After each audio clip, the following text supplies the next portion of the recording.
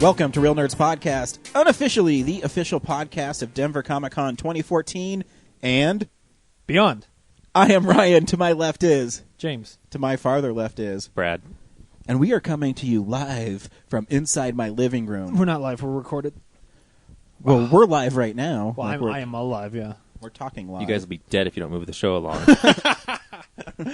Whoa, Brad's Man. getting pissed over there. Antsy pantsy. So if you're wondering why we sound so freaking amazing is because we use tweaked audio earbuds, and if you're using them too, then you would hear how amazing we sound. I might sound annoying if you're not using tweaked audio earbuds.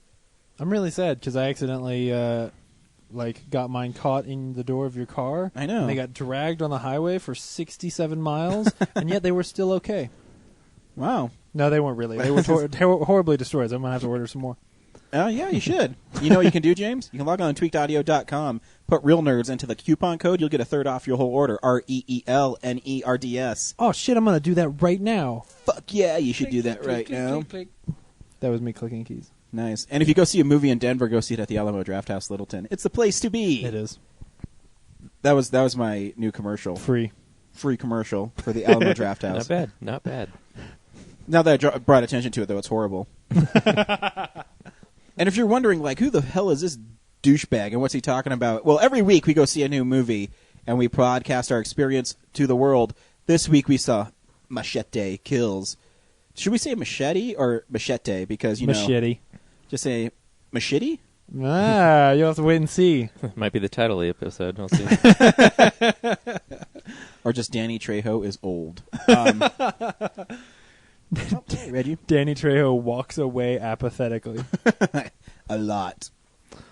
Yep. So we saw Machete Kills. Stay tuned at the end of the podcast because we will be spoiling the movie and reviewing it at the same time. What we do is we say if you should see the movie, we play the trailer, then we go into spoilers. So stay tuned for that. We also talk about stuff we've been watching, movies that are coming out, comic books. You have a comic book for me this week, James? I do. Cool. It's so great. I was gonna have one last week, but then our guest had a comic book for us. Yeah. And you have one this week, so even if I can't remember one next week, I still have one from like 2 weeks ago that I can use. Do you want to go? No, okay. Whatever you want to do. Whatever. We'll play it by ear. We'll see how it goes. Just We got wait. movie news, box office numbers, stuff coming out. Yeah. Basically, if you like movies, you'll like our podcast. If you like nerdy stuff, you'll like our podcast. Because sometimes we might talk about video games we've been playing. Anybody played The Last of Us out there? We love that game. And this week, I think the new Batman game comes out. Or is it next week? I don't know. Whatever I think week. it's next If it's tomorrow, I'm going to go get it. If it's next week, I'm going to go get it. And by go get it, I mean I'm going to log on to Amazon, and I'm going to click on it, and it's going to send it to me. Was that your new commercial for Amazon? No, because also if you go onto Digital Bits, not only can you purchase movies, you can purchase video games from them too. This is true. It is true. So anyways, without further ado, here's the stuff we've been watching this week. Do we not do mail anymore? Oh, fuck, we do have shitloads of mail. Well, maybe I'm changing it up. And do you want to do Tell Your Ad Horror Show before we go into what we've been watching? Just talk about the show? While he's looking it up, we can BS, I guess. Yeah. Yeah, we went to Telluride over the last couple of days. To Telluride Horror Show. It was the 4th annual Telluride Horror Show. It was really fun. Saw a lot more movies this year. Got a couple of neat interviews that you're gonna get to listen to. What we learned last year is that no one really wanted to come to our booth, so we figured we had more time to not be there. Well, they're not like a con, so they don't have like a dealer room or anything like that. So there's not a lot of foot traffic. So basically, our booth is there so that we can interview people, the directors and things like that. So yeah, this year we got to see more movies. When we go see the movies, a lot of the times the actors and directors are there. Yeah. So we just go to the movies and say, hey, be on our show. Yeah. Because you know who we got on our show, guys? Were you guys there when we got 2-time Academy Award winner Phil Tippett on our show? No, I wasn't. I was out of the room. Yeah, that happened. No, that was awesome, man. That was awesome because he was showing a movie called Mad God there. Mm-hmm. It's really just a short because... Well, it's like he's going to make a full film out of it, but it's these little sections. It's like in chapters, I guess. Because he has to find his own little thing because Hollywood won't give him money. Yeah. And if you want to hear his take on Hollywood, stay tuned for that interview. It's very interesting. Yeah, he's fantastic. And go check out, well, I guess in the interview he says where you can find it because I can't remember now. But just look up TippetStudios.com is where it is. TIPPETT. And then in the fall, he's going to have a Kickstarter for Kickstarter it. for Chapter 2. It's badass. Like, it's really just cool. gorgeous. He uses stop motion. Yeah. And is a project that he had for 20 years ago. And he is archiving just all the stuff he shot digitally. And some people who are archiving is like, hey, man, what's this? This is awesome. We should continue this. And they decided they're going to continue it. One of the neatest things about that story is just the fact that, like, all these young guys who aren't really into all this, like, physical, like, stop motion kind of effects saw that stuff and just saw it as an opportunity to really get their hands dirty in the kind of effects that they grew up, loving. So it's just a really neat story. Yeah. We also talked to the writer and director and co-writer of a movie called Delivery. Yeah. Brian Netto and Adam Schindler. They're really cool guys. We bonded. We walked to this meet and greet. And obviously we're, at Telluride, we're kind of really the only press there.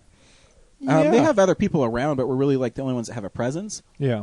And what was really cool is Brian kind of sought us out, and he saw us coming in, and he said, hey, man, how's it going? And one, I didn't even know right away that he was a director there, because we just started talking about Spider-Man.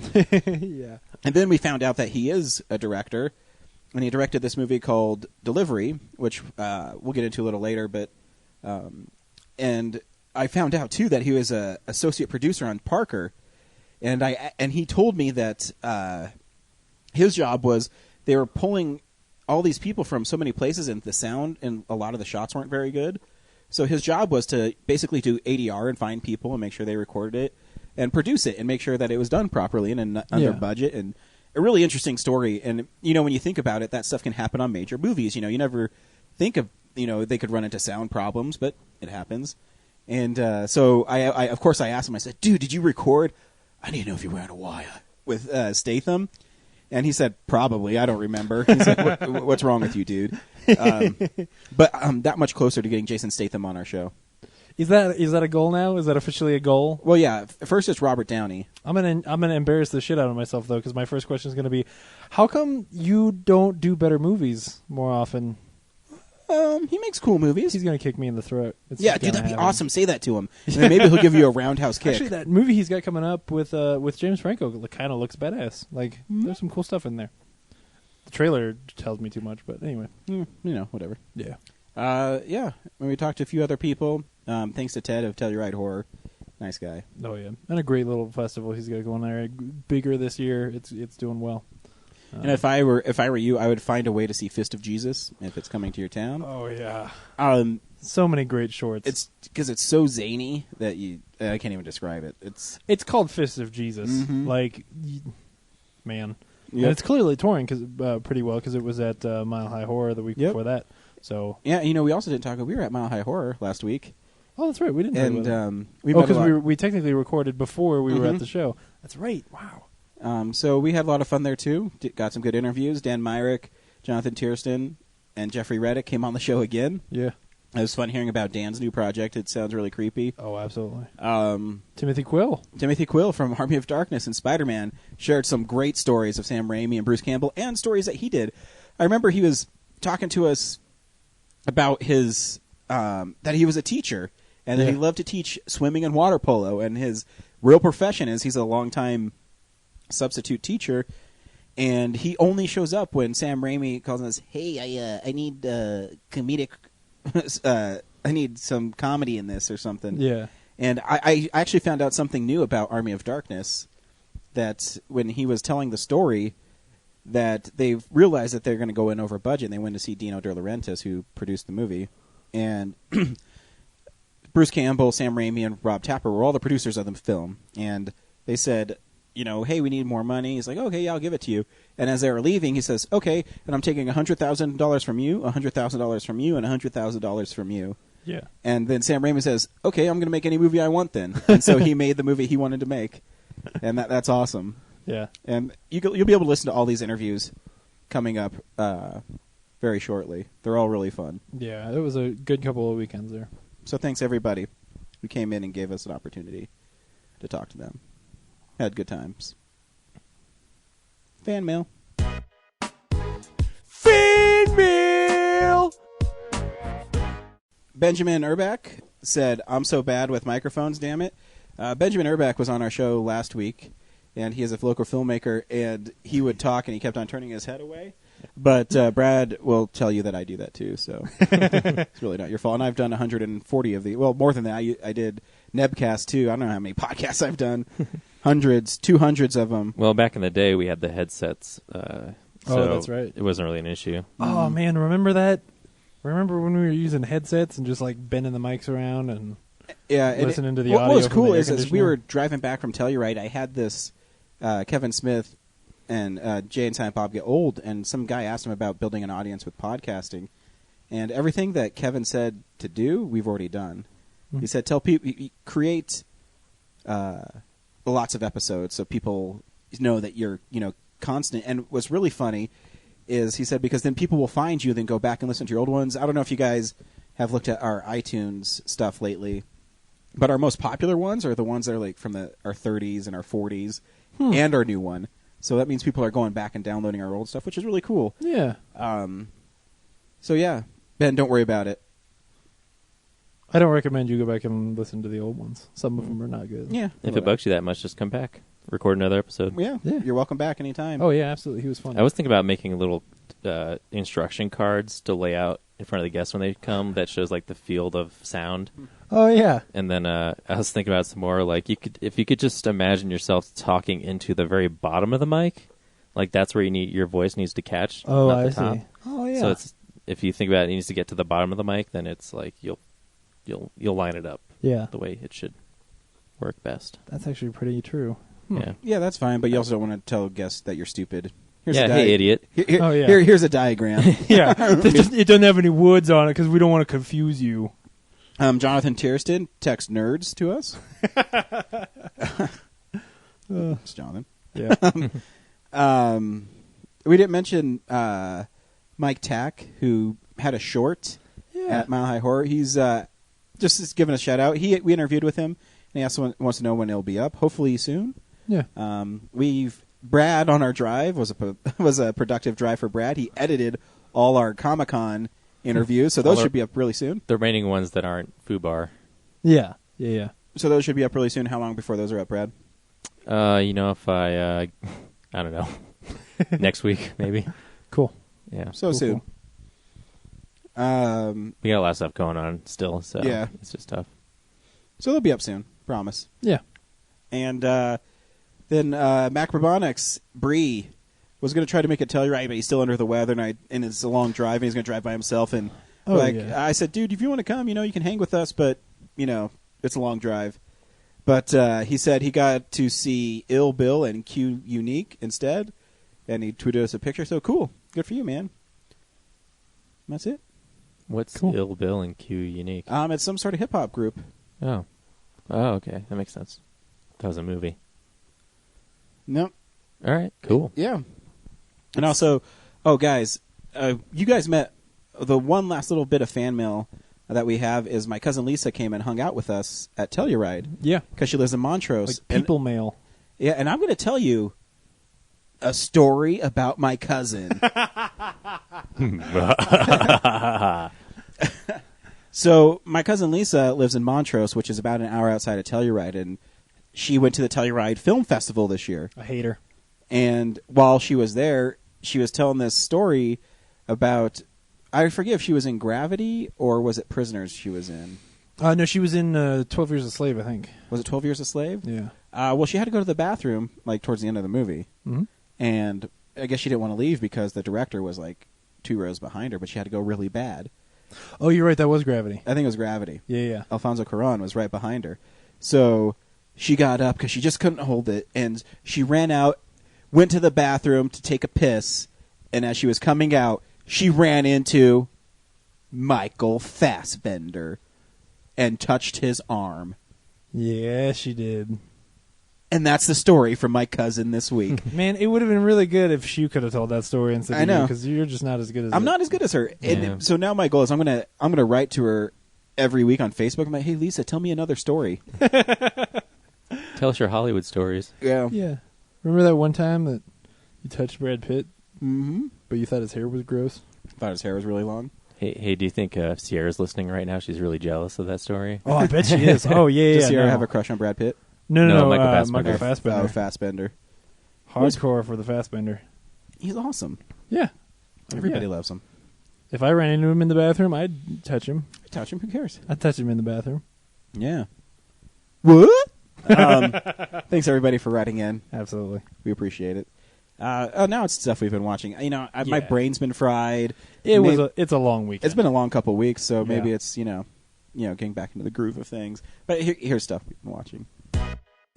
So, this is the stuff we've been watching.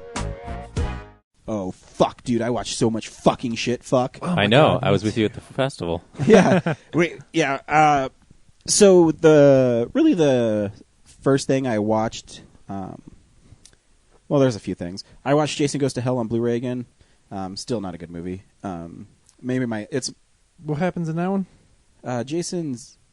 It's like the essence of Jason. It's not really Jason. Is able to body swap until he gets back to the.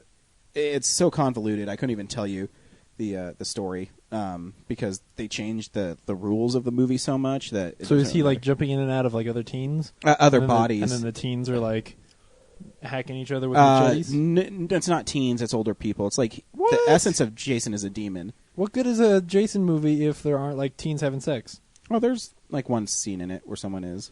Oh, okay. The big controversy on the Blu-ray box set is it's not unrated. They put the rated version on it. Okay. And it's really stupid. The only scene that really matters, I mean, obviously there's more gore, and the effects are done by K&B, so they look pretty good. Cool.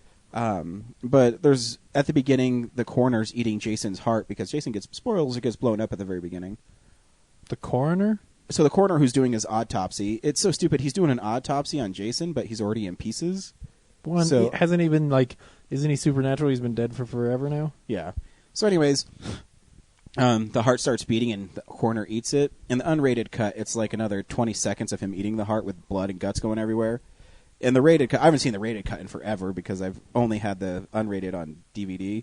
And it cuts like 20 seconds, and then there's a scene that they added because when they first filmed it, everybody hated the movie, and.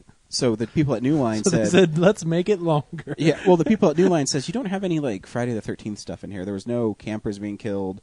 There was really no slasher scenes. There's really no sex scenes. So the guy went back and he filmed people having sex while camping, getting slashed, exactly. Yeah.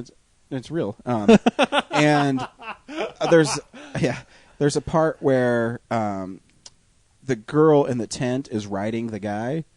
Which in the unrated cut you see like a horse. Yeah, like a horse. She's sitting on his back. No, she's sitting on his cock. Oh. So, and they show like it's pretty graphic, like sex, and then a pole goes through her and she gets split in half. You mean his dick? No, it's a pole that Jason has. Okay. But it's not really Jason. It's the coroner who ate his heart. Okay. Yeah, but in the reflection, it shows Jason's reflection. Yeah, dude, it's stupid. Anyway, so she gets jammed and she gets split in half, and they cut that whole scene out, except for like a little bit of the nudity and like blood spraying on the other guy. Huh. But you don't see her getting split in half. That's the only difference.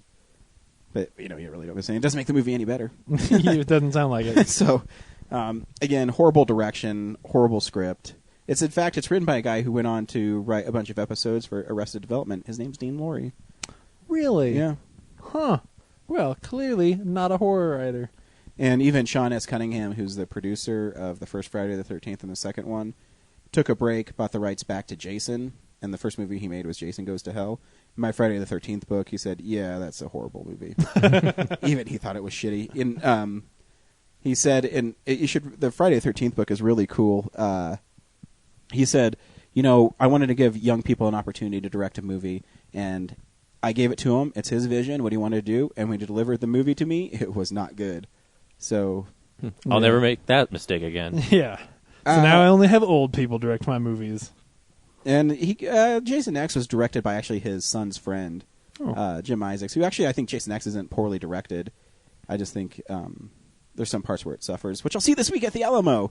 So if you're around there, come see me. What day of the week is that? It's Wednesday. If you want to go, I think I'm going to see Captain Phillips before, too.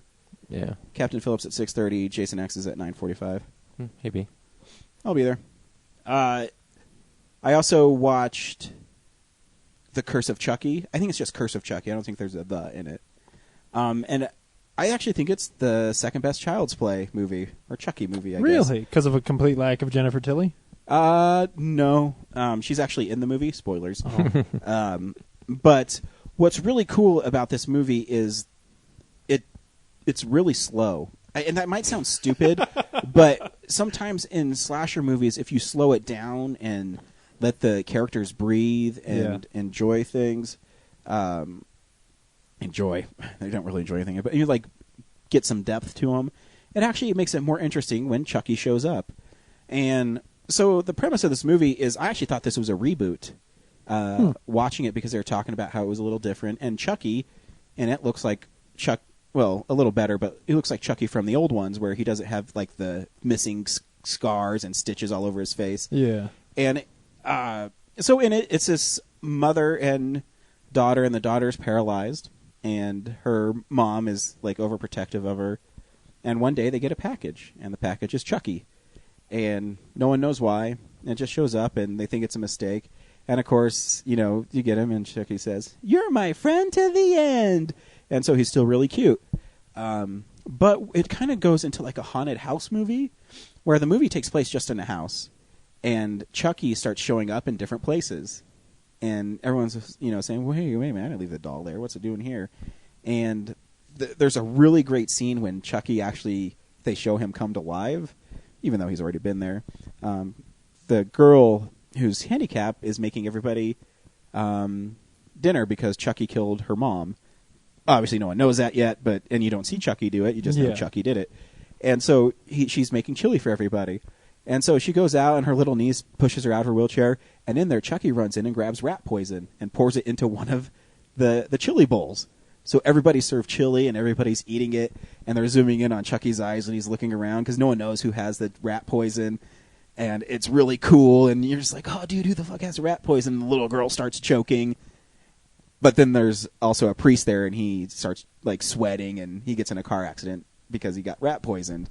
So it's a really cool suspenseful scene, and the little girl starts saying that Chucky's talking to her, and you obviously everybody knows that Chucky's talking to her, but they kind of slowly build Chucky coming to life, and then there's this great part where they're all there for her grandma's funeral, and the little girl says, the mom says, "Well, why don't you say your prayers and go to bed?" And she says, "I don't want to say my prayers." And she says, "Why?" She says, "Because Chucky says there's no God. He says life is a bitch, and then you get stuck like a pig and you bleed like a son of a bitch." and then you just how the little girl says it sounds like Chucky would say it. Yeah, and it's really clever. And what's really cool is they keep animatronic Chucky, except for one scene where it's CGI and it looks bad. Like he's walking downstairs in CGI, and they just didn't have a budget, straight to DVD. Right. But overall, the movie's pretty good. And when they actually have Chucky as an animatronic Chucky, it looks great because now you have 25 years of more technology. Yeah. And then they start recalling the earlier Chucky movies, and again, so it's like a retelling, but kind of a reboot. And then not necessarily a reboot because it's in canon, but you don't need the canon. Exactly. Yeah. Because there's one part where the mom is looking for her sister, the girl in the wheelchair, the mom of the little girl, and she sees that Chucky's upstairs, and she looks at Chucky really closely, and she starts peeling off his face, and he starts having all the stitches on him. So someone fixed Chucky up, and sent him to these people, and watch Curse of Chucky, and you can find out why. Oh. I'm amazed that movie is any good. I'm shocked because I'm not even that big of a fan of Child's Play. Yeah, I like a couple of them, but one, the acting in it's really bad. Yeah, and the premise is so often silly that and I like it because they treated it a little more seriously. Yeah, and they made Chucky I still don't think Chucky's that scary, but still fun because you kind of think why don't you just fucking kick him? Yeah, right. Well, because once he's revealed to be evil, you just pick him up by his hair and swing him around your head till his neck pops and you're done. They did have a shot of a midget walking in Chucky's costume down the stairs, so that was a rehash from the old ones, because whenever Chucky, they'd show an overhead shot of Chucky walking, it'd always be a kid or a midget. in a Chucky costume. Oh wow. And the last thing we watched, we actually saw at Mile High Horror, and we all can talk about it, is we saw Bad Milo, which... I didn't see it. Yeah, well, Brad kept on falling asleep. You were Yeah. there, but on our drive to Telluride, as we were talking about that movie, we realized that you don't remember anything about it because you slept through like the strategic parts. Yeah. All I saw of the movie was he gets the butt demon, and the butt demon comes out, and then everyone's trying to explain the butt demon for the rest of the movie, and then the town is upset with him, and then the movie's over. That's all I remember. Now, you explain it that way, and that is actually kind of what happens. I mean, in fact, that's kind of what's wrong with the movie, is that, I don't know. It's like they weren't sure what the premise, so they just really Well, tried to sell it. But they knew what there's this whole premise, but then they try to explain Milo so much that you don't actually get a lot of time with just hey, here's Milo doing some crazy shit, and And I think that's the biggest problem with it. It doesn't go far enough. yeah. If you're going to make a movie about a dude who shits out a demon that kills people, it needs to be really funny, and it needs to push the limits. Yeah. Not just him going around going, Yeah. and then, they make Milo, cute and everything, and there's some funny scenes where Milo and, I remember Ken Marino's character's name, but they bond. Yeah. And then, he comes in because he's trying to teach Milo not to eat people, which isn't really clearly stated why. And then he goes there, and he's like, dick move, Milo. That is a dick move, because he ate, he just tore the place up. But they spend so much time trying to explain the world. There's so much exposition. All those scenes with Peter Stormare as his psychiatrist, as I don't know what the point of it is. Again, it's not zany enough. Yeah. Or not funny enough. Yeah, they waste way too much time on trying to set things up. And especially if something produced by the Duplass brothers, you expect it to be yeah, a little more subversive, with the, you know what I mean? And it's just a little different. or to go the other way and be more more dramatic and really have something to say. Mhm. But the whole lesson about him being stressed out and not wanting to commit to things, or being stressed out about having a kid, that doesn't really feel like it goes anywhere useful. I agree. He as a character, and those issues that he's having are not fleshed out well enough for me to really feel like he's struggling. So Yeah, and the funniest character in that movie was his mom's boyfriend, yeah, where he's talking about how he fucks his mom and stuff. we don't have that problem. Yeah. In fact, we have the opposite problem. Yeah, man. Yeah, But- it's not great. Yeah, it's just I just want it to be more. If you're going to go crazy, just go crazy. Yeah. That's the one thing I can say about what's that movie you liked last year from Troma? Father's Day? At least that's going to push the boundaries, and they know what they're going to do. Yeah, But when you have a premise like that where it's out of control and you restrain everything, then it's just boring. Not funny enough. yeah, just not enough to take away. I don't know. Yep.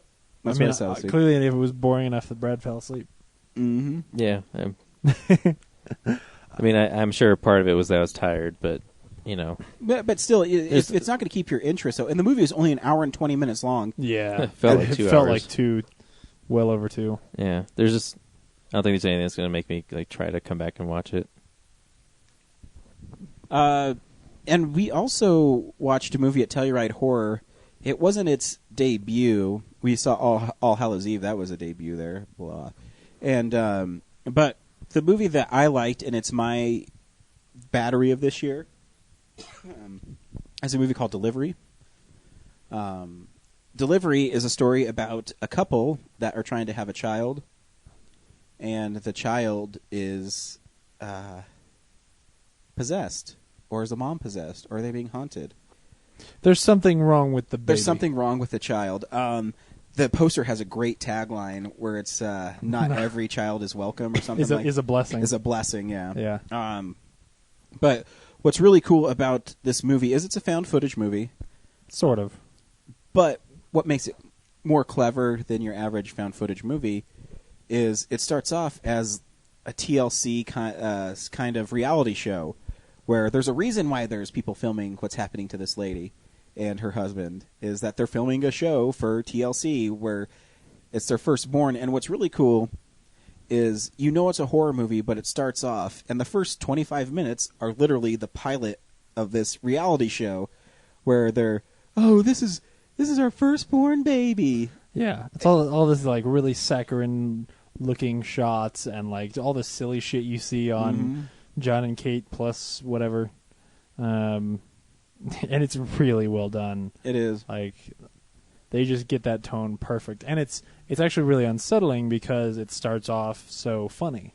It does, and I mean, this isn't spoilers. We won't spoil what happens at the end because it's horrible. But I mean, it's a good horrible. Yeah, but it starts off. They say this is Rachel's video diary that she filmed, and she died 6 months after this was shot.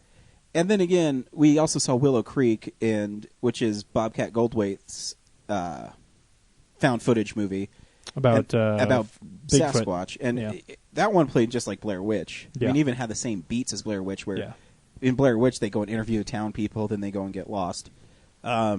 This one, though, I said, why does everybody have to die in found footage movies? And this one is a little more clever than that. Yeah. And I'm not going to spoil anything, but something happens at the end that is way different than any found footage, and it takes chances.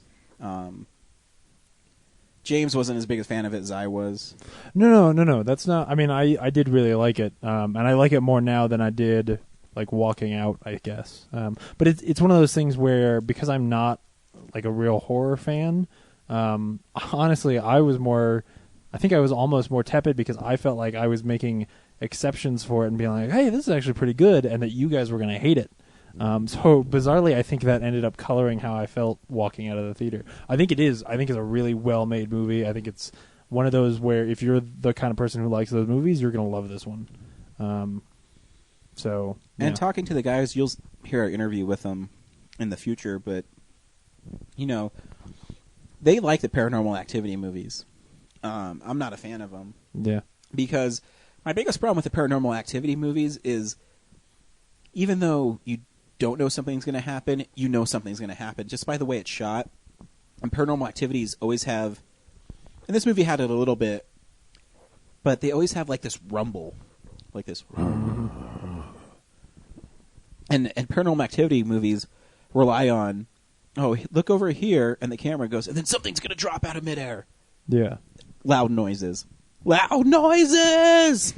And that's how they're making you jump. Yeah, it's all just jump scares, and it's really cheap jump scares. Because like Insidious has jump scares, but they're well done. Or at least Insidious 2, obviously, because I didn't see the first one. So that's my problem with Paranormal Activity movies. This movie is a slow burn. Yeah, they make you be there with the characters. All of the horror is from the tension that they build, not from. I mean, there is one like, the door's shut on their own shot, but it's done a little bit differently. Yeah, no, it's a good little movie. It is. Brad, what do you think? I thought it was creepy, really creepy. And I liked how they start off the movie with like making it all sweet and humorous, and then it just descends into despair and madness. And I would say that towards the end, it seems like they tried to fit in every cliched, like demonic example of why what was going on. I felt like, because they do like a 3-month update and a 6-month update and then a 9-month update, and it's like at the end of the day, like we're kind of on the track that it's possessed. Yeah, that there's this Alistair thing going on, Alastor. So it's just like, okay, here's just one more creepy example they threw in because it's cool. Yeah, and it's like I don't need to see every one of them. We can kind of just get to the end a little faster. But other than that, like it was effective. Like I was really like, oh god, where is this going? Yeah. See, I sort of felt that way more in the middle, where I knew like when I knew that there were demons going on and that the characters didn't, and that area that section went on for so long, where I was like, when are these people just gonna figure out that there's demons so that they can start being afraid? Like, but looking at it as a whole, I think it is really well made, and that pacing is there for a reason. So And he Brian said in the interview too, and Adam both said that the point is they kind of like the idea that it's open ended. Yeah. That everybody comes away with a different interpretation of what happened in the movie. So it's really cool. Even ones that are not entirely supported by what you actually see on screen. Yeah. Which is cool. So yeah, that was a cool movie. The Willow Creek is all right. I love the two characters in it. Yeah. Willow Creek is actually great, except for the fact that it's found footage. Mm-hmm. Well, it's even great as a found footage until. Yeah, like the 20-minute sequence is impressive, I guess, but it's the fact that all found footage movies like that have to end the same. I know, and I said that too. It just why do they have to kill everybody, and why is it always so ominous? Like something happens and the camera just drops. Yeah, and then you hear sounds. My biggest frustration is when the characters get lost in the woods, because because it's such a found footage thing that I really didn't want that to have to be what the movie did, and because it really undermines those characters. Where like they did such a great job working on those characters and making me care about them, that then when you do that, I just feel like, oh well, these people are fucking idiots. Well, yeah, like you went into the woods, you went into these crazy woods without a gun or a GPS system. Well, too, and or a way to find your way back. Was her boyfriend was such like a Bigfoot expert? Don't you think he would kind of know where it was at, and he would know how to get back? Well, and I think he thought he did on the way there, but then it's like this inevitable, like, I hate when characters get lost in movies like that, because you feel like there is this supernatural force making them get lost. Mm-hmm. Like you're in Cube or something like that. And it shouldn't feel that way. Like, that totally undermines the tension and the horror of being out there in the woods. And also undermines those characters as having been interesting real people who now all of a sudden are just like fodder. So yeah, I thought it would be more interesting, like if it wasn't at the end, Sasquatch. Like I was more interested in like what kept my attention in the movie was like, is this actually Sasquatch, or is it these hillbillies trying to screw with them? So I would prefer to either like they just bring about their own destruction with their worry, or if it was actually a bunch of rednecks. Was it clear that it was Sasquatch? No, it's not entirely clear. Yeah, it's a bit ambiguous, but like the way I left the movie, I felt like it was. Yeah, I mean that these people worshipped it or something is what I got from exactly. It. Yeah. Look at us just spoil the one we didn't like very much. We're telling everybody to go see Delivery. Well, I want to say though, like, what would have been badass is, and some found footage movies should do this. At the end, you have whatever the bad guy thing is. It would have to be a person in order for this to happen, but have them attack the people and steal the camera and film them killing the people or hunting the people. Yeah, like, and then the people could theoretically get away, but then the camera then isn't like controlled by the person who's chasing those people. Like that something like that would be a fresh way to do these movies. Rather than just like, oh, the camera falls on the ground, I bet they're dead now. All right. I don't know. Brad, what else did you watch this week? My turn? Yeah. I watched The Critic I haven't again. seen that show in years. Man. Yeah, I haven't seen that in years. I watched Friday the 13th, Part 5 and 8. Because you just don't like your life right now? Or No, well, I've seen the other ones so many times, and like with what you're saying on the show, I want to refresh myself. And Are those the real bad ones? 5 is. Because that's the one that you talked about. Oh, the 5 is my least favorite one. Half the cast is like, okay, this is a serious Friday the 13th movie, and then half the cast is like goofy, clownish, over the top caricatures of people.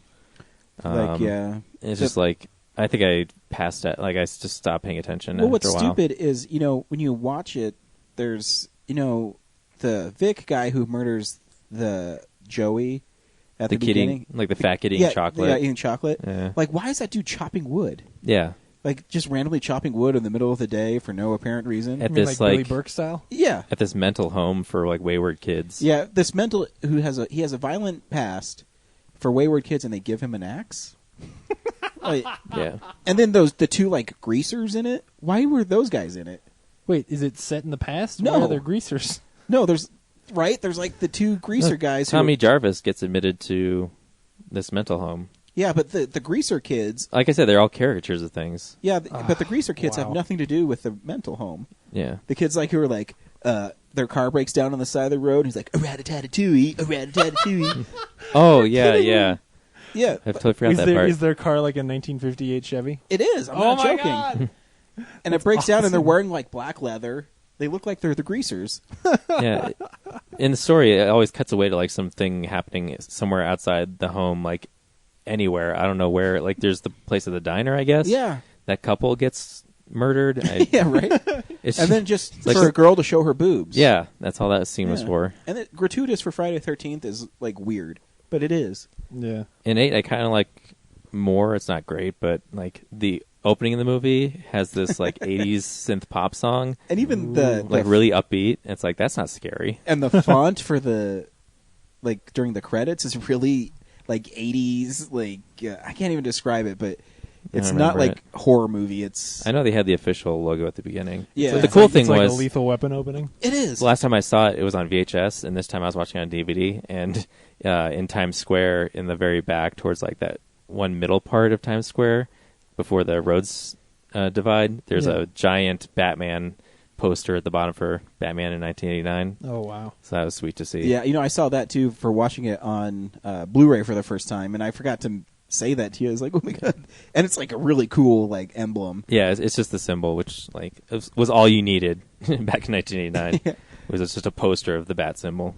And yeah, I don't think 8 is as bad as people say it is. I do like the It's just lame because the title promises like, oh, he's going to go to this Yeah. highly populous area and waste everybody. And even when he goes there, he's still just chasing after those kids. Like he's on a subway filled with people, Yeah, and he doesn't it's- waste anyone but those kids. yeah. That's the only part that's weird because if I made a Jason movie and he was on a subway, I'd have him butchering people getting to those kids. Yeah. I mean, that sounds horrible, but I mean, to Like- me, that sounds like Yeah. more of his character. Like they're not even connected with his past. Like he has no personal connection. So like, why does he find it necessary only to kill the kids on the boat? I guess he's pissed because they got away from him. Is the only thing I could even think His of. pride's hurt. Yeah, he's a Yeah. very prideful serial killer. Oh, but Jason's hurt ego Jason. can get bruised. Is he a serial killer anymore, or is he just a mass murderer? If you've killed over 200 people, I guess that makes you a mass murderer, right? It's Yeah. not a serial Yeah. killer anymore. Well, but if you're already dead, are you anything at all? That's true. Are you just a force? But I do like in that there are some cool kills. I like when he drowns that old dude in the toxic or like the barrel. I think is really cool. Oh yeah. Although it's of all the things, he throws him out of that building first. But yeah, I don't know. Some of the deaths are kind of tame. yeah. It's not really toxic waste, though. I think it's just It's just like gross gross rainwater water. because like it's the Aw. dirtiest New York you've ever seen. yeah, I was like, Actually, I think it's picturing, even Canada. it is Canada. Yeah. I was picturing like Batman acid, where you drop Yeah. him in and then he pulls it up and it's nothing but a skeleton. It looks like that, but I mean, it's not. Yeah, it's cool because it takes like a real supernatural approach to who Jason is. So he'll be like when that guy gets thrown out of the window, he's walking and that dude's running away from Jason, but Jason somehow is able to be up. Catch him. Yeah, catch he like him. teleports in this movie a lot. Yeah, Yeah. And it's just I think it's just proving that he's a supernatural entity that he's always around. Yeah. It's interesting. In the beginning, like the first kill is that one rocker chick yeah. who just plays her guitar in the bowels of the ship, Yeah, this- like because it's cool. And then like he's she's running all over the place, but he's still catching up to her. for a music video. Yeah. How do you defeat Jason in a Jason movie? In this one, Did he they ever? gets drenched with sewage and then turns into a little boy. Yeah, this one doesn't make any sense. I like my favorite one again is part 6, and in that one, Tommy Jarvis's character, because they just decide they're not going to count part 5. He's able to tie a chain and a rock around Jason's neck and sink him to the bottom of the lake. Oh, okay. So that's pretty cool. Sure. And that movie's really well done. I think in 8, a lightning bolt strikes him underwater. No, remember the anchor drags across electrical cable. Oh, he is gets- touching Jason. Still electricity. Yeah, it's electricity.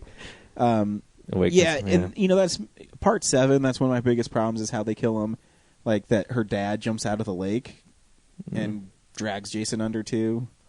That doesn't make any sense. And they started making less sense when he became supernatural. Besides 6, which is cool. And I mean, in part 3, he just takes an axe in the head. So- Yeah. Well, that's when he was more mortal. And then in part 4, he gets his face sawed in half. That's cool. Yeah. But yeah. But yeah, I'm trying to. I've got like a Halloween playlist that I'm working through, and those were ones I want to hit again. Stay tuned for our website. I think tomorrow or the day after, I'll put up my 101 favorite horror movies. Man, That's a lot. Yeah. yeah. I was just gonna make like a top 10 of things you should check out. Anyway, yeah, and then the last thing I watched was Laugh You Bastards web series on YouTube. That was funny. I think one of my favorite gags is the glory hole. It's a sketch comedy show. You're gonna have to describe it to people. Yeah, I was like, you guys know, but they don't. It's a it's like a sketch comedy series from like local Colorado friends who just try to be funny, and they're like 15-minute. How many episodes do they shorts. have? I think they have. There's 2 seasons, and there's 6 each. But online on YouTube, which youtube.com/laughyouBastards, they're missing 4, episode 4 of the first season. I can't find it on their playlist, so I don't know if it's a joke. Like, there's 6 episodes, Like but the Terrence and Phillip episode of South Park. yeah, yeah. Well, like watching it over again for like the second time, I see the progression of like the production quality of their web series gets a lot better. It's pretty impressive. So cool. Yeah, there's some funny stuff in there. Yeah, check that out. Is that it? Yep. What do you watch, James? I watched a bunch of stuff. American Horror Story started back. I watched that too. I forgot. Coven is the new series or season, because each year is its own like new story. And this one, like everybody switches. Yeah. And there's definitely some really cool stuff in there. This season's got Emma Roberts and Taysa Farmiga. Although you tell me she's in the first season, I just didn't remember. Jessica Lange is of course back, and all the big ones from before. And they added Kathy Bates. Kathy and Bates. Angela Bassett. Yeah, Kathy Bates might be my favorite like new creepy thing that they added for that first episode. She did drink the blood of slaves. No, she used it for makeup or something. Yeah. She's using it as makeup to keep her skin tight. The problem I have here is that because like everybody is a witch and we see their superpowers like right up front, and they give us so much of like, oh, okay, there's a super witch involved, and like every witch has one power. They're not like doing witchcraft or anything like that. It just feels like they're sort of blowing their load a little bit earlier, if you will. Where my hope is that just means that there's a lot of really crazy, ridiculous shit that's going to happen. Because I don't think this show is good horror. Like, I don't think it's smart horror. I think it's just shocking and like weird, and that's where the draw is for me. So if it could be they've got like a really cool story to tell, but I'm just a little bit tepid. Yeah. Or afraid right now. It's all right. Yeah, it was okay, and definitely I'm interested in keeping and watching it some more. I also got a chance to see Trance, which is the most recent Danny Boyle movie. Basically, Trance is a movie where about drugs. No. There are drugs, but there are. I thought so. It's Danny Boyle. Nobody does drugs. James McAvoy, sorry, is like he's working at an art gallery. And basically some guys come in to rob the art gallery, and he grabs the most expensive painting and runs down this hallway, and the guy's there and robs him, or steals the painting from him, and it's in like a bag, and then hits him with a shotgun and like sort of knocks him out. And then the bad guy gets to wherever the bad guy was going and opens up the bag, and the painting's not in there. And James McAvoy, the cops get there, and they take him to the hospital, and when he wakes up, he doesn't remember anything from that day, really, because he got hit on the head so hard. And he basically he kept that painting somewhere. Like, he was able to sneak it out of that bag, but nobody knows where. And, of course, it's worth a lot of money. So the bad guys come, and they start, like, harassing him. And this is, like, in the first 10 minutes. I'm really not giving anything away. They like kidnap him and torture him to try and get him to remember, and then what they end up doing is they take him to a hypnotherapist to try and get him to unlock those memories in his head. And then there is this whole story sort of thing where they try to figure it out. It's not great, honestly. It's so convoluted, and the way it ends, like the actual story that they are telling is so wrapped up inside of itself that I just became less and less interested the more we would find out. And looking back on it now, like, yeah, I just really don't care. I think it's you said well Rosario made, Dawson's naked in it. Is that? Yeah, and the reason that it's like there's this shot of her like full frontal walking down the hallway, and it's written into the script like there's a reason why that's there, but it's just weird. It's one of my favorite shots in Lawless, when Jessica Chastain is walking totally full frontal towards you. Yeah, that was more fun. Because that movie was good, and then there was boobs. Mm-hmm. Whereas this was like, why is this here? Is this supposed to be important? Do you think they put it in there because I knew the movie wasn't good? They're like, let's add some TNA in this. No, they put it in. It is like an integral part to like what is actually going on. But only because they wrote it that way.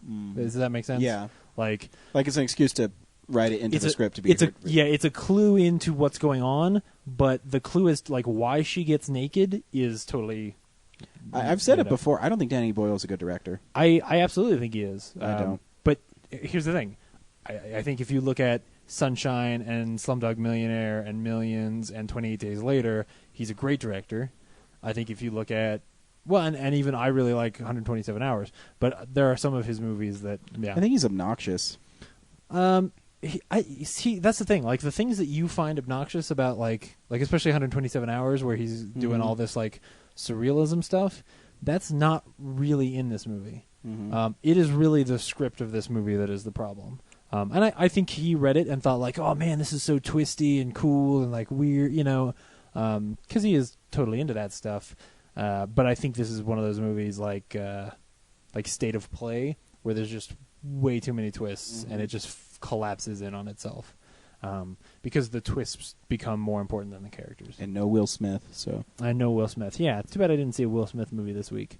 Masters of Sex has been on for a couple of weeks on Showtime, and I finally got a chance to catch up on it. Basically, it's a show about William Masters, who was not a pediatrician or an OBGYN. He was like a sex doctor, fertility doctor.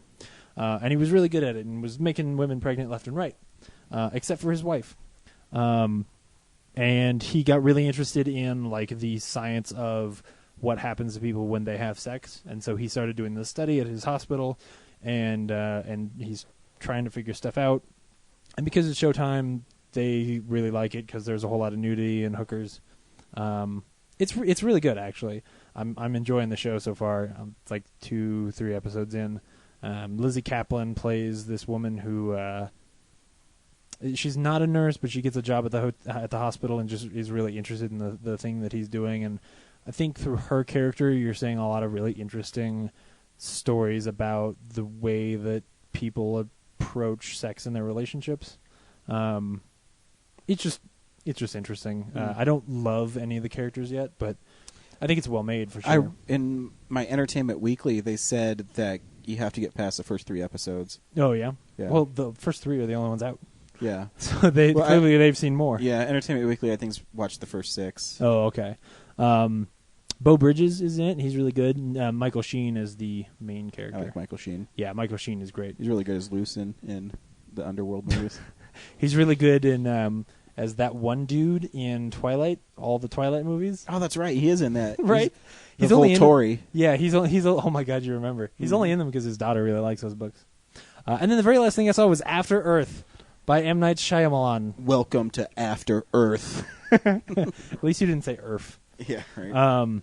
So I really wanted to see this movie because I thought that it was at least kind of interesting. And I will say this. So the story is by Will Smith. The script is by M. Night and Gary Whitta. Gary Whitta you will know from, well, you won't, but Gary Whitta wrote The Book of Eli, and which I enjoyed. What, say again? No, I've seen Book of Eli. No, but he didn't write with Denzel Washington and he's blind. Yeah, I've seen that. No. Hey, spoilers. But did you say Downton Abbey? He didn't watch it. He didn't write Downton Abbey. I'm just kidding. Because you said you might not know him. Well, oh no, I didn't mean you. I just meant like generally. I don't think people know who wrote Book of Eli, and I think the story is actually like pretty interesting. Like the world that they are creating could have been a really great movie. Basically, it's in the way future, and humans have left Earth, and they're living on these other planets, and they've got all this super technology, but they get attacked by these aliens, and these aliens have sort of these like really big, mean alien dog things that have some silly name.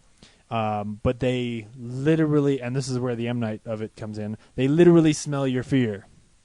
So that they can pick up like the pheromones that people give off when they're afraid. Oh, and that's why in the trailer he says fear is a choice. Right. Yes. So they literally like they'll run through. They can track people based on their fear really well. But I just said that with more emotion than Will Smith said. Him try again. I'll get to that part.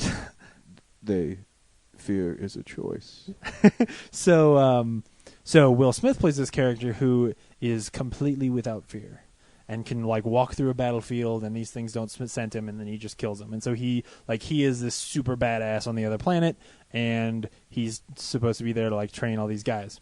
Now his son is like not a super badass, predictably, and they're on a ship together, and the ship gets hit by some asteroids, and they end up crashing on Earth.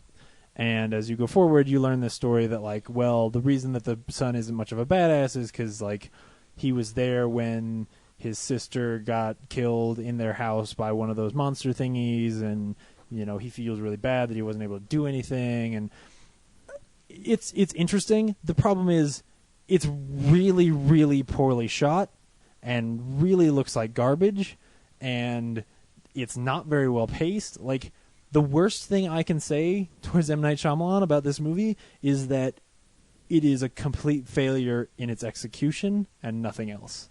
I mean, there's some bad narration at the beginning because Jaden Smith is told basically to do a very deadpan voice the whole time. Same with Will Smith. Like, I don't know why not being afraid is interpreted by Will Smith as not having any emotion.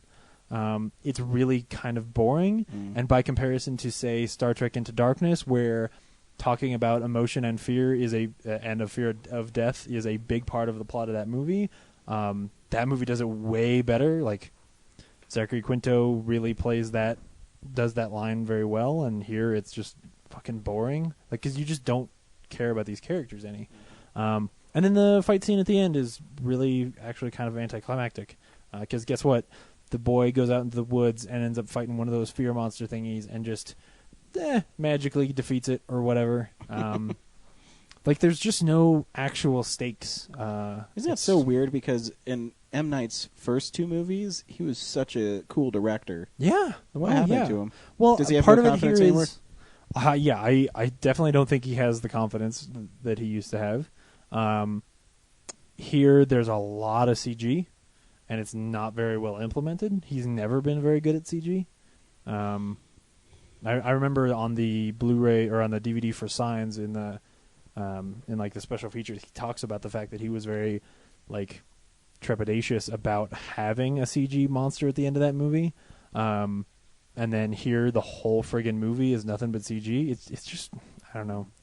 I was genuinely disappointed by this movie, which is weird. Because, like, going in, I was like, yeah, this is probably bad, but whatever. But there's so much kind of cool... There's so many cool ideas here that I would love for this to be a good movie. If it had been done in the style of an Elysium, it would have been great. But it's just an ugly and uninteresting movie in the end. So, anyway, don't see After Earth. It was on my wait list at the library, but... Anyway, that's what I've seen. Very cool. My man spider sense is tingling. Hey, look, it's Man Spider. How's it going, true believers? When I'm swinging through Colorado and I need comic books, I head to Arvada, Colorado, to Colorado Coins, Cards, and Comics. Oh no, the teal troll is attacking me! My son's in danger. Will no one help him? Oh no, it's Man Spider. Colorado Coins, Cards, and Comics, the whips the competition with great deals on back issues, 50% off, hold slot, 20% off list price. You want sports memorabilia? They got that too. Where are you going, Man Spider? The teal troll still has my son. Here's web in your eye. Oh no, I'm bested by Man Spider again. So visit 6700 Wadsworth Boulevard in Arvada, Colorado, and tell them the Real Nerd sent you.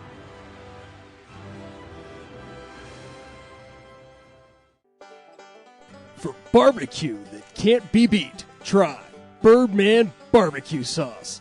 Available and original and spicy. These robust, full-flavor sauces have the awesome power to kick your taste buds in their face. And for that smoking taste on everything you eat, try new Birdman Smokin' Rub. Caution! Meat left unrubbed may suffer from flavor performance anxiety. You can pick up Birdman Barbecue at local area Ace Hardware stores, Ruff's Barbecue in Golden, and the Danny Cash Hot Shop off Broadway. You can also like us on Facebook at Birdman BBQ. And we're back from our commercials. So this is what happened at the box office this week. This is the box office stats.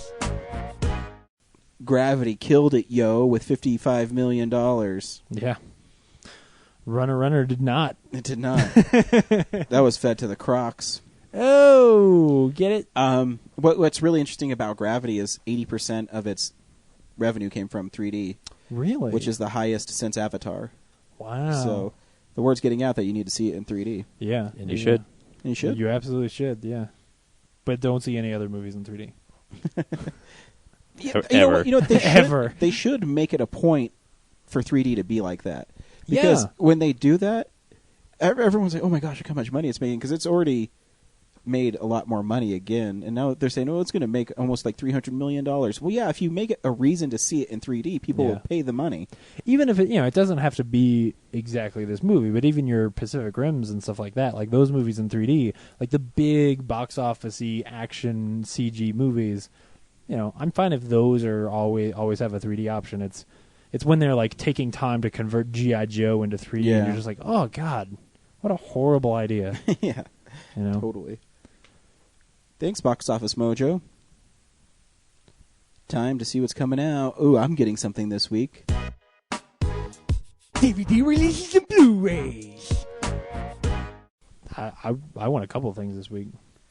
Pacific Rim is the big one. Yeah, I'm getting that. Yeah. That's Yeah, cool. I want to check it out. The Heat with Sandra Bullock. People have been talking a lot about her getting an Oscar for The Heat. Really? I thought it was for Gravity. Oh, yeah, that's right. I don't think she deserves for that either. There's a movie, it's an indie movie called A Hijacking that is, man, when I saw the trailer for Captain Phillips, I was like, that's the same movie. They're almost the exact same plot, except that I don't think The Hijacking is specifically based on a true story. But it's a really cool little trailer. I'm excited to check it out. So look that one up. Drug War is out this week. I saw that movie. Yeah. Maniac, which is a movie with Elijah Wood killing people. There's also a little Lawrence Fishburne movie called The Colony. The first season of Vikings is out this week, which I totally forgot about that show, but it was great. So if it shows up on Netflix and you didn't get a chance to see it, check that show out. And the first season of Defiance, if anybody actually gives a shit. And then finally, there's a Blu-ray release of In the Mouth of Madness. I love that movie. Yeah, I had to pull that up since we were just talking about that the last couple of days. It's a good one. That's the Blu-rays. Cool. No shark movies. Oh man, thanks Digital Bits, and no thanks to the Asylum for no shark movies. Yeah, seriously. How am I going to get my Brooke Hogan fix this year? Don't know. Yeah. Don't know yet. I'm going to have to go back and rewatch some old episodes of Brooke Knows Best. There's a real show called that. Yeah, it was a spin-off of Hogan Knows Best. Mm. Or Hulk Knows Best, or whatever Hulk Hogan the show was, where she just like went and hung out with her girlfriends and they like got stuck on rape boats. That's literally I've actually seen an episode where she just like gets stuck on a rape boat. Yeah. Anyways, we unspool the real news. It's real news. Fuck you! I'm going to say the first real news thing. I got to look it up real fast though. So as I was looking, I could beat you. as if I was wanted looking to. through my movie phone app, I I came across an article that made me laugh, and it's not even news; it's just funny. So let's see, where did I bookmarked it? Oh, there it is. Okay, here's the headline: Shia LaBeouf got hit in the groin for filming a vomiting girl. Wait, what was so interesting about her vomiting that he felt like, oh, for posterity, I need to record this? According on YouTube, boy. Yeah, totally. According to The Sun, which I guess is a paper in England, I don't know. LaBeouf was in London to film the Brad Pitt movie Fury. He was in Leicester Square when he and a friend happened upon Ash Nawaz and her sister. The actor started filming them throwing up on the street, but when they objected, a stranger intervened. The other party, incensed at getting filmed as well, reportedly punched LaBeouf and kicked him in the groin. Wow. Security near the nearby club separated the men. LaBeouf and his friend later took off. So, yeah. What the fuck? If you're Shia LaBeouf, don't film someone vomiting or you're going to get punched and kicked in the groin. If you're anybody, like, why would you see, like, a woman throwing up and be like, oh, man, oh, it's so hot, I need to be able to watch this later. But isn't it interesting, though, that the one weird take on this is if that was a paparazzi filming him vomiting in the street and he kicked and punched the paparazzi in the balls, he'd probably be sued. Yeah. Oh, yeah, for sure. So it's just really, I thought about that, too, like how it's kind of a turn on what happens to him all the time. Yeah. But now, at the same time, he should also think of it as, hey, if I were throwing up in the street, exactly. would I like to be filmed? Because the paparazzi are filming me all the time. Yeah, so he got punched and kicked in the groin for vomiting, a English girl vomiting in the streets. He gets in so much trouble when he's not at home. He's such a douchebag. Like, why doesn't he just make movies and be a good person? Why can't he be like Matt Damon? Yeah. Ben Affleck? Yeah. Like, you never hear... All those guys do is seriously make movies and go home or something. You know why? He spent too much time in his life with Megan Fox. Probably. It rubbed off.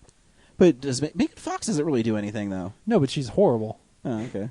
That's what I'm saying. Like, he spent time with Megan Fox, and she's a horrible person, so her horrible person rubbed off on his horrible person. He probably rubbed one out on her.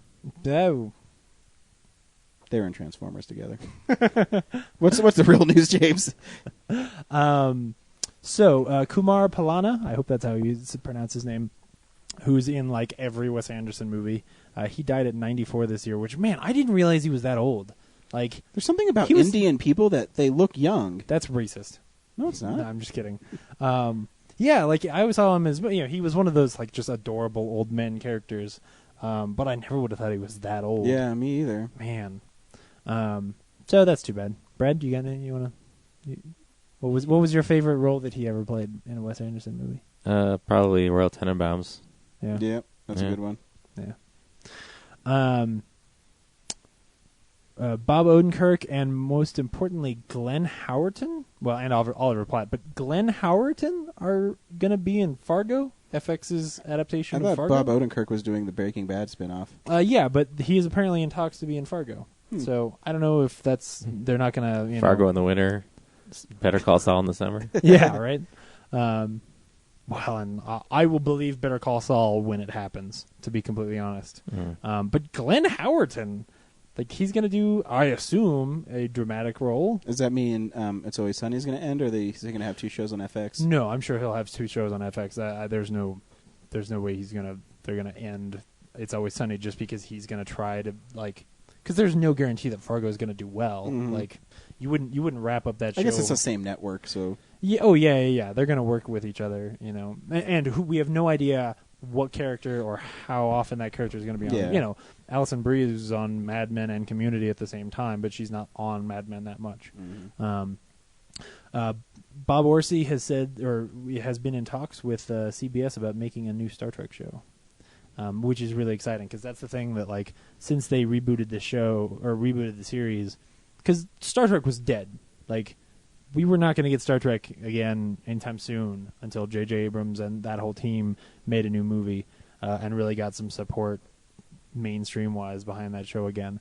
I am definitely interested to see... CBS doesn't excite me. If it were another channel, I would probably be more excited, but I don't know what I would want. Brad, what do you want out of a Star Trek show? To boldly go where no man's gone before? At this point? Yeah. I wouldn't say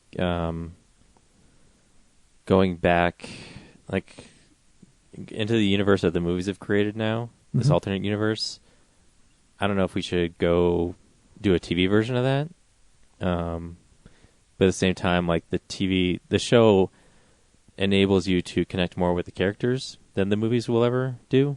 Yeah. Even if they go to 6 of them, like the original series. It's just like that rapport that those characters had with the audience going into their old movies is like made the movies more special. So I don't know if going back the other way is going to do anything. And plus, there's no way that cast is going to do a weekly TV series. No, yeah. I have a feeling, like, my biggest fear, honestly, is that this ends up being like a Torchwood, or honestly like an Agents of S.H.I.E.L.D. Not a knock against Agents of S.H.I.E.L.D., but where these are the little people, where this is the B team. I think what I would want is another ship, another crew, maybe not the Enterprise. I would hate for this to be a cop drama on the streets of San Francisco in Star Trek world. You know what I'm saying? Yeah. Because CBS loves those shows. Yeah. I mean, the fact that it's CBS, that's part of why I'm afraid of that.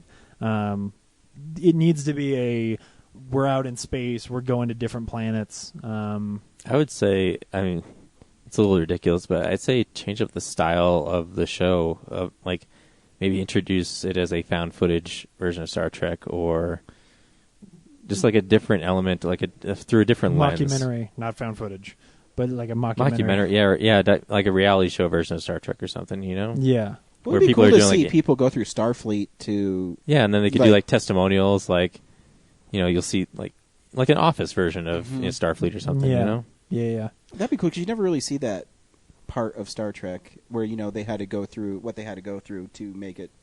Yeah, right. Rather than the Kobayashi Maru. And that would work, because there you're still talking about space exploration, and you're still talking about the Federation, and you're still talking about, you know, aliens and stuff like that, you know.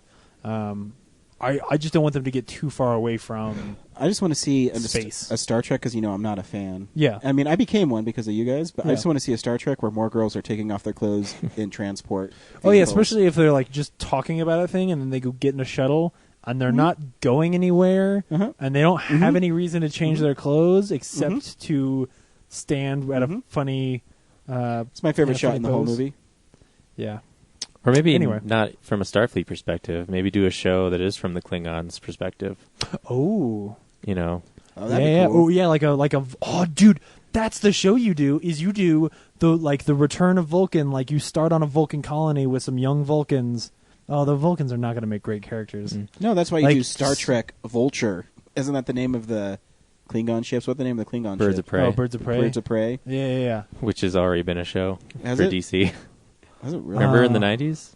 That Birds of Prey. Prey. Yeah, but you could call it. Yeah, you but could call it how- Raptor or something.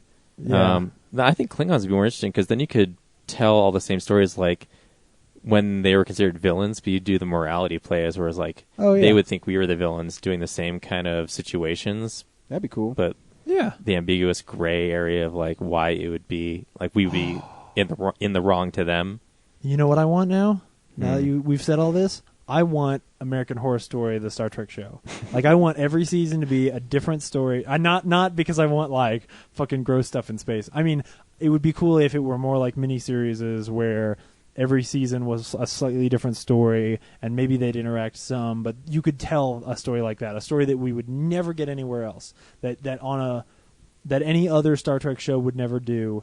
Because I think following one crew for 7 seasons at this point, it's like Star Trek's done it a lot. So yeah, if there's 12 episodes each season you followed, like, you know, people involved in Starfleet or the Klingons, or, you know, a new vessel being launched, and like their 12, you know, their first mission in 12 parts, like that would be cool. You know what I want? And just call it Star Trek Universe, and like each season you just go to a different part of the universe and like tell a story. I want the story of a Klingon on the new colony, or a Vulcan on the new colony, who leaves and goes to Kronos and starts cooking meth on Kronos. And it's then selling meth to the 100% pure. Klingons. Yeah. Nobody else. It's 110% pure. Yeah. He actually adds more drug. And to the it's meth. green, not blue. It's Green-blooded. Yes. Yeah. Yep. That's what I want. Cool story, guys. What's the next fucking article? And then we've got a lot of subtitle control. They are talking about Star Wars. They're always talking about Star Wars. Everyone is always talking about Star Wars. I read this one this morning. Yeah. So the proposed right now, what the rumor mill says are the two subtitles for the next Star Wars movie are either Return of the Sith or Rise of the Jedi, which are both really boring. But Yeah. Like, I mean, not that the subtitle here means Well, anything. Phantom but- Menace was stupid when you first heard it. No, what? No, Phantom Menace is maybe the. Phantom Menace Stupid. is the coolest of the Stupid. first three titles. Stupid. No, Brad. I like Revenge of the Sith because it's a nod to Return of the Jedi. Mm-hmm. I think Attack of the Clones is cool because it's a callback to like that one scene in the first Star Wars where they talk about the Clone Wars, and there's always been sort of this like, oh man, wouldn't it be cool to get to see the Clone Wars? But then of course that's disappointing. But like the Phantom Menace, this whole idea that like there's this thing out there we don't know, because it's not Anakin. Like the Phantom Menace is The Palpatine. Emperor. Yeah. And this idea that there is this evil that's sort of out there and it's not something tangible yet. Like I think that's a really cool title.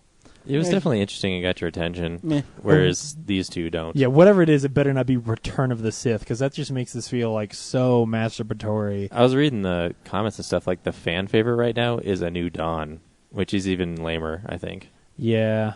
Yeah, they'll think of something. Someone said, like, we need to retire for the next 10 years any subtitles of any movies referring to things like Dawn or Rise. Okay, I got it. How about The Star War? How about that? It's been done. Is that good? Oh, damn. Blech.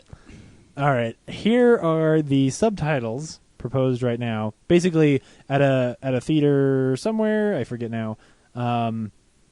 As people were leaving Captain Phillips, there were some people polling for titles for Spider-Man that people might like. Amazing Spider-Man 2, I should say. On the two that were apparently, well, there were three, but the only two that this person reporting this can remember are With Great Power and, ready, The Price of Power. Those are both terrible. These are fucking horrible. Yeah. I would rather it be Why don't Amazing they just Spider-Man call 2. it The Spectacular Spider-Man? Absolutely. That's Then way you better. separate it and you still do fan service. Why do they even need a subtitle? I actually... I'm fine with Amazing Spider-Man 2. Yeah. Because it makes But like it's... the other franchise, the other series, like the Spider-Man series. This Yeah. one could Yeah. be the Amazing Spider-Man series. Yeah. I still think if you called it The Amazing Spider-Man, then The Spectacular Spider-Man, then The Sensational Spider-Man. But then what are we going to call the box set? The Amazing Spectacular Sensational Spider-Man trilogy. Yeah. Yeah. No. The you just- Ultimate Spider-Man trilogy. You call it The Amazing Spider-Man Collection. Yeah. But it's got spectacular and sensational in it. Doesn't matter. I think... That's why I say you hold those other two for 20 years down the line when they reboot it again and again. Yeah. I think, we're just in this place where creative titles is the most fashionable thing, from everything from James Bond to Batman to Superman to the Star Wars movie or the Star Trek movies. Like everybody wants to have a title that doesn't have a number in it. Which I like. Yeah, I actually Having a number every is example I lazy. just gave is But it an really has example to I like, but bank on the theme. With great Yeah. powers, like, oh, you referenced yeah. a quote. So, I mean, Exactly. is it The Amazing Spider-Man with great power? Yes. Yeah, The it's Amazing clunky. Spider-Man Colon. with great power. Yeah, if the movie were like Spider-Man with great power? Or is it like Hell. Star Trek Into Darkness, where it's like the Amazing Spider-Man with great power? if it were something a bit more straightforward, like Amazing Spider-Man Responsibility, where it was like chapter titles or something like that. I'd enjoy that more. But like this weird truncated version of... Or do you think they're going with, the Batman thing where, it's the Dark Knight, Man of Steel, and it's just going to be called With Great Power? That would be badass. I mean, not that title, Mhm. but if they gave it something that wasn't a Spider-Man title at all, but But you really Um, couldn't because... yeah, because at the end of the day, you need to sell Fuck it. it, as call a it Friendly Spider-Man. Neighborhood Spider-Man. Oh, yeah. Mary Jane Loves Spider-Man. That's the name of the movie. She's not in the movies. Shut up. She got fired. No. She got cut. Fired? If the movie revolves around him fighting a villain, they should just colon whatever villain he's fighting. So Oh, the Amazing fuck yeah. Spider-Man, Shocker. Electro. And then the next movie, the Amazing Spider-Man, Rhino. Yeah, that's the way it's going. Yeah. Amazing Spider-Man, the Pun Doctor. Well, see, I mean, it AKA would work Shocker. too, though, if you do, the Amazing Spider-Man. Like, I mean, looking at my old things, the Goblin's power. I mean, that's cheesy, but you have to do something like that, because my guess is they're doing it because I think the third one is going to be the Amazing Spider-Man : the Sinister Six, or Rise of the Sinister Six, or Attack of the Sinister Six, or whatever it's going to be. Battles would be better. Hell, if it was just Amazing Spider-Man Sinister. That'd be sweet. I don't think that's going to be 3, though, now. The Sinister Spider-Man? No, that's the Superior Spider-Man. There's no such thing. No, I mean, that book should be called The Sinister Spider-Man. It should be. That'd make more sense. Yeah. There's no such thing as a Superior Spider-Man. There's no greater Spider-Man than Peter Parker. He is the Superior Spider-Man. He is. This is getting mundane. It is. Hey, we saw Machete this week. Oh, Machete Kills, I mean. Oh, no, wait, you have a comic book. I do. What's up, nerds? It's the Comics Corner. We all really like, well, at least Ryan and I really like Terry Moore. I don't know if you've ever read any Terry Moore. No. Anyway, he's great. And a few years ago, he wrote a book called Echo. Echo is the story. We're right? Echo? What is it? Echo? Okay. Echo. That was a dumb joke. Yeah, it was really stupid. Fail. Anyway, Echo is the story. Echo's the story of this private military company builds this suit that's made out of a liquid metal kind of thing. Metal kind of thing. Yeah. Yeah. You dick. You dick. That one was way better. Yeah, that was really good. It blows up over this whole valley, and little bits of it fall on this girl, and she starts it gives her some powers, and she starts also taking on the personality of the woman who was using the suit at the time that it blew up.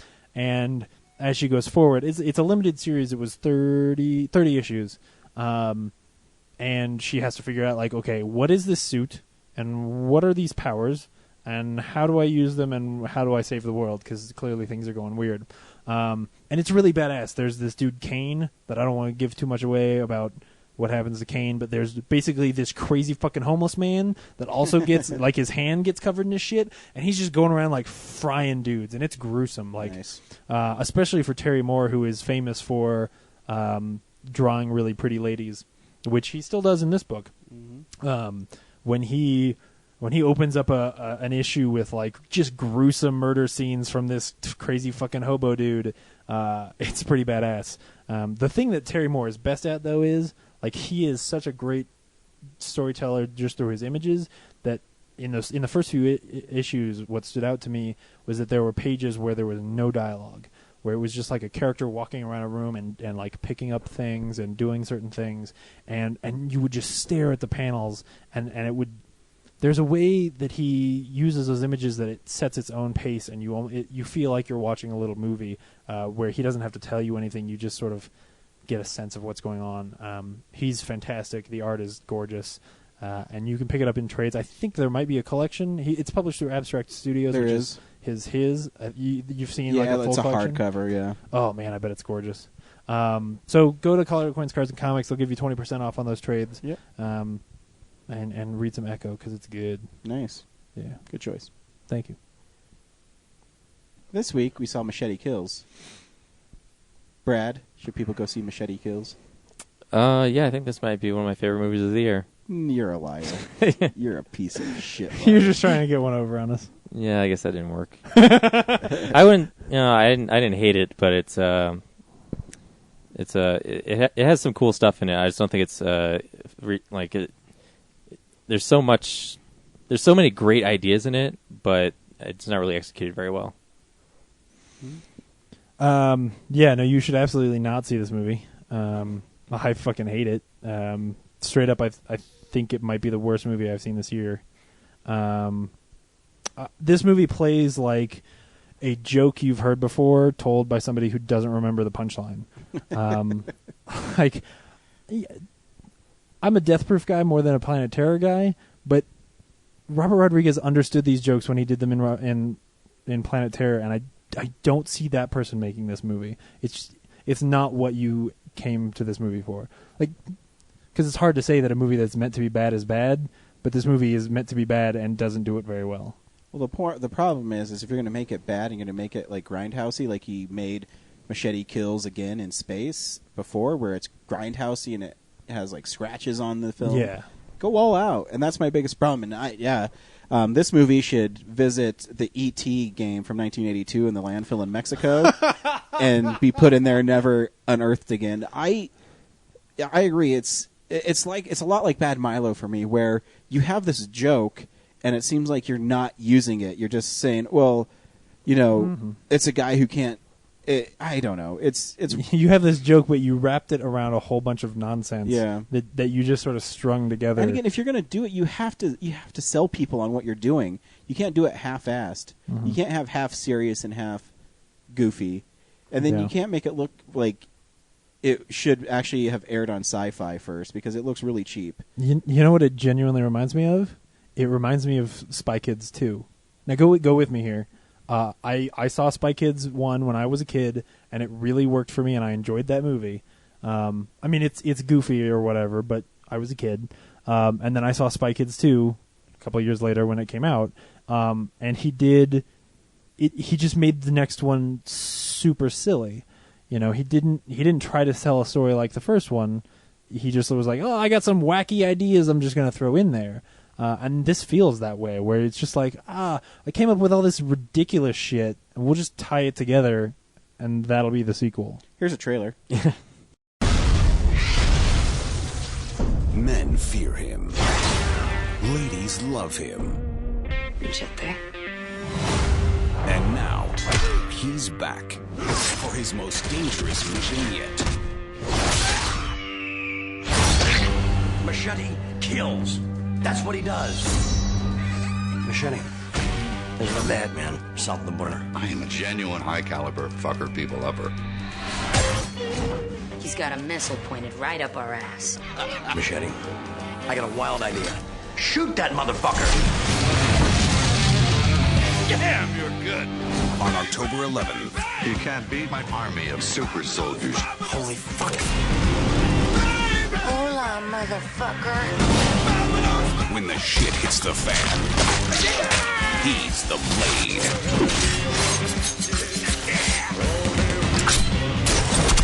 I blew my wad lover boy. And let you have all the fun. You can't beat me. I know your every move. Nobody knows Machete.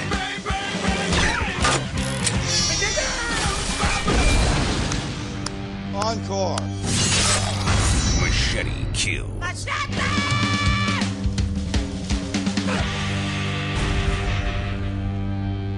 Machete Kills is basically, I don't know if continuation of the first does one. it take place right after the first one? Not really. Him and Jessica Alba show up to. Yeah, they've been teamed up as a. Yeah, I haven't seen it in a as some while. kind of law enforcement. I will say this: special I ops. liked the first one. Yeah. But it starts and they're trying to stop this military from selling weapons to the cartel, the Mexican cartel, and Jessica Alba's in the movie for like 4 minutes. She gets shot in the head. And the machete gets sad. The machete gets Machete sad. don't get sad. But I don't understand why Voz didn't shoot Machete right away. Because he wanted to use him as a specimen for his ultimate but he soldier. didn't know that yet. Remember, because he did. And when Mel Gibson was saying it, he didn't. He said after he saw that he killed his specimen, then he realized that maybe Machete was the better specimen to use. Well, the thing is, like, you are trying to inject logic into this story, and I think the whole thing behind this is like it's not. None of it makes sense. Like it's all meant to be ridiculous. But see, here's the thing. What he does is like, here's these cool things I want to do, and there's no way to make them make sense, so I'm just going to do them anyway, and hopefully, like, they'll look cool on screen. And it doesn't matter because this character in this world that I've created, like, it's an homage to these old movies that just did stuff, and in order to like get it done because it was cool, but it doesn't actually make a good movie. Yeah, see, so he's like aping that thing. Yeah, I understand that, but if you're going to make it ridiculous, you got to go all in. You can't. Yeah, that's the problem. Is like, oh, cool, like he's gonna hook himself up to this helicopter and swing around and cut everyone's heads off. Like that's a cool idea. Yeah. But then it's like, oh, here's this CGI. And it's and executed cutaways really poorly because you don't know exactly what he's doing until heads start falling off, and then you see, you're right, this really bad CGI. Yeah. And they introduce things like a gun that turns people inside out. And you're like, oh, cool, people are going to explode like inside out. And it's like almost looks like cartoon characters getting turned inside out because the CGI is so bad. And it's really bad, too, because the CGI is so bad. And then they do a close-up, and the makeup looks great, like the bones and the intestines and everything, but looks nothing like the CGI. Yeah. And it's a really bummer. And I don't know why they use... Well, I know why they use CGI because it's cheaper, but like this is an homage to like 70s films. Like that whole Machete trailer that spawned this whole thing is like everything in this movie should be practical effects, even if they're terrible. And that's why I don't get to That's where the charm comes from. Tons of CGI blood, and even the gun flashes were CGI, but it was so poorly done they like didn't line up with the guns. And I don't know if that was supposed to be intentional, but like, but that's not the problem for me. The problem is that those old B movies weren't this way, where like every new scene, the entire plot was changing, the logic of the movie, the tone of the movie was changing. Like, what they used to do was it'd be a movie where like, hey, we have this one idea and that idea is wacky, or a couple of ideas that are really wacky, and then we'll just wrap them in the kind of stuff that we think would be cool and some badass action scenes and stuff like that. But instead, it's just like this movie is so manic and so fickle about what it wants to be that you never really get to enjoy any of the jokes or anything like that. Like when they introduce they introduce Damian Bashir's character, who it was one of the moments. There were about 3 times in this movie where an actor would show up and I'd be like, oh, now it's here we go. All right, this is gonna be the part of this movie that I like, because I was really afraid that I wasn't giving this movie a chance because I was hating it so much. I know half the time I saw you were just looking down at your coat. Did I? I was like, is he falling asleep, or no, is he I was just like totally put off by this movie? I would just get very frustrated. But then, like, so when Damian Bashir first shows up and he walks down these stairs and he's just like hamming it up, chewing the scenery, and I was like, yes, this is awesome. Like, I was really excited for him to be there. And then they introduced this whole idea that he's like, manic, and there's like 3 people inside of him, and I was like, okay, cool. So then this is like, what this is that's gonna be the big joke of the rest of this movie, and we're gonna get to follow this thing. And they do it like 2 or 3 times, and it really doesn't have any kind of payoff at all. And then he gets shot in the head. His head's chopped off. Or his head's chopped off, and you're just like, what the fuck was the point of that? Like, it wasn't. You didn't let us have that joke long enough to make it fun. You didn't work on it hard enough to make it interesting. So why was it even there? And see, that's the here's a clip from Machete, and you can see if you like it. All right, for all of you new girls, it's Peso Pussy Tuesday. So keep your panties dropped, your legs spread, and your snatch well oiled, because you're not walking any straight lines tomorrow. As you know, every jerk of lowlife from this side of Rio Grande is going to pile through that door as soon as the sun comes down. So get them off and get them out. And ladies, every Steve Pecker in my parlor pays to play. No freebies. Those are house rules. I don't know what the clip is. I'm sure there's a clip on EPK that I can find. We just want to waste your time with some clips. But what you've hit on is, I think, the problem is not. It's like not everybody's in on the joke. Even the lead character, Danny Trejo, I don't think. Like, the joke is he doesn't care and he's, Machete don't text. But then it's like so stupid because it's like he can't carry the movie with like lines like that. Yeah. And I mean, I like Trejo in like earlier movies, but he seems like he's getting really old, and I understand. I think he's 70, so I understand that he can't do what he used to do.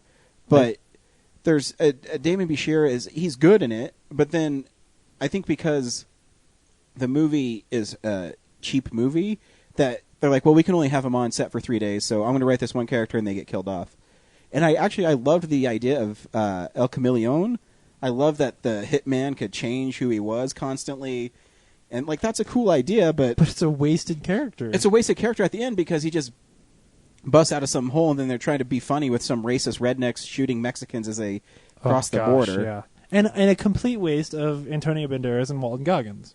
Yeah. Like Walton Goggins, that was the other one, or another one where Walton Goggins showed up, and I was like, "Oh fuck yeah! Like I am in again. Like this is gonna be great." And Walton Goggins is gone in about a minute and a half. Yeah, and I was like, "What?" But I mean, I like seeing Cuba Gooding Jr. too. I mean, Yeah. that's cool. Yeah, and actually his sequence was and I was don't good. mind like the Lady Gaga in it because I like how it's changing, and I think it's a Yeah. cool idea for a character.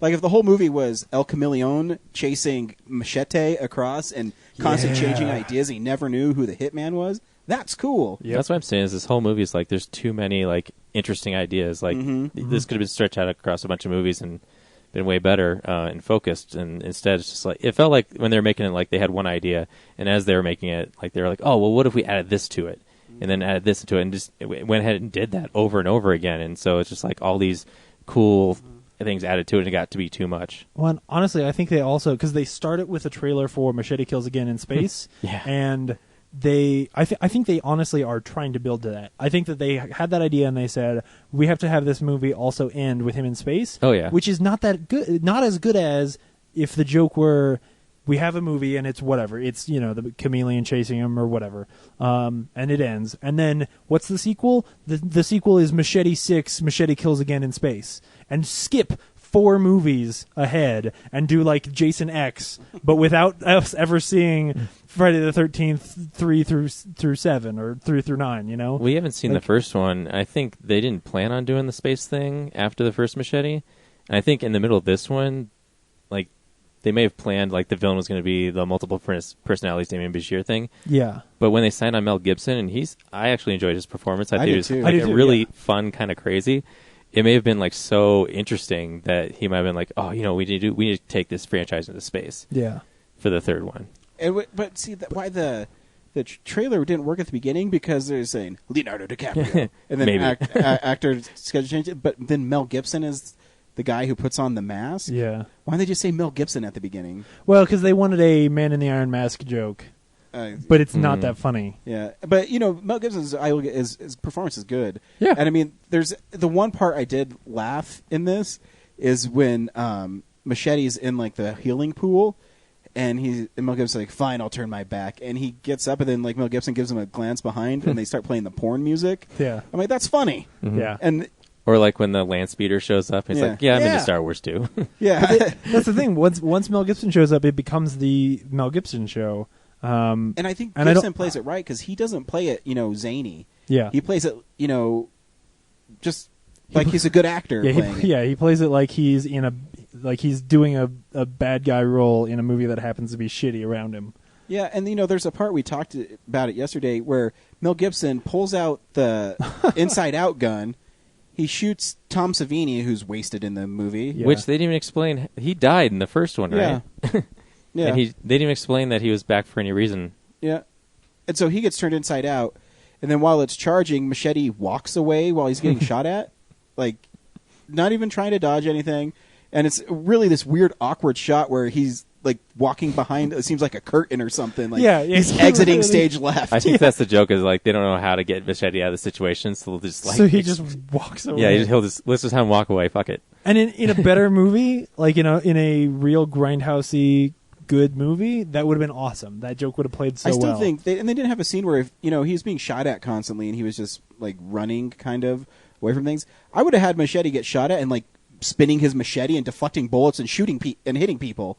Like, do I really have to be a smarter person than Robert Rodriguez to make things cool? Yeah. Man.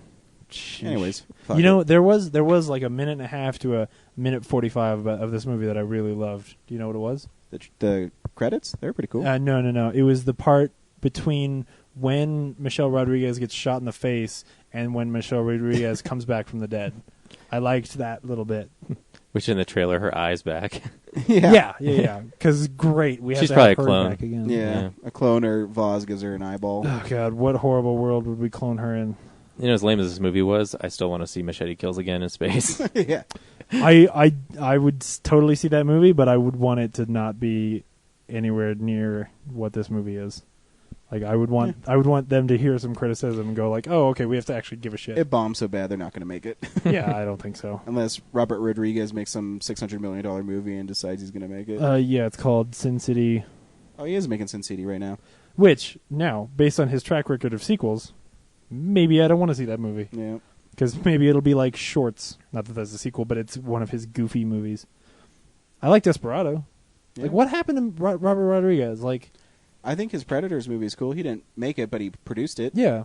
It's a cool movie. But if you go back to, like, El Mariachi and Desperado and even Sin City and Dawn, From Dusk Till Dawn, like, he was really cool and fun. And even Planet Terror. I just... Yeah, I don't know. Maybe when you get your own studio and you can make all your movies at home, maybe you just gotta get lazy. George Lucas syndrome. Nobody tells him no anymore. Maybe. Anyways, next week we're going to see another action movie. We're going to see Escape Plan with Arnold Schwarzenegger and Sylvester Stallone. Yeah. James wants to see Carrie. Maybe we can fit in Carrie too. We'll see. We'll see Sylvester Stallone. I haven't seen a Sylvester Stallone movie this year, so... You didn't see Bullet to the Head? No, I wasn't here Yeah, that it was week. me and you. Yeah. And I don't think Bullet to the Head was terrible. It was all right. Yeah. I like violent action movies. So maybe this will be the one. Maybe. This will be our Expendables. Yep. Thanks to everybody from Mile High Horror and Telluride Horror for sitting down with us and letting us be a part of your festival. Absolutely. Until next week, bye. Bye.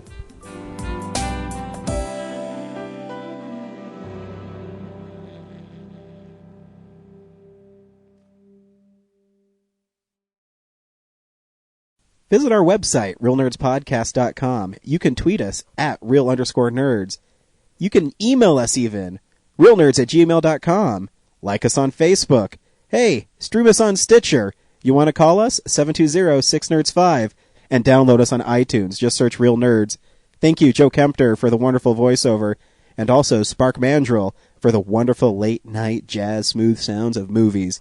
You can find him on SoundCloud. This has been a Nebulous Visions production.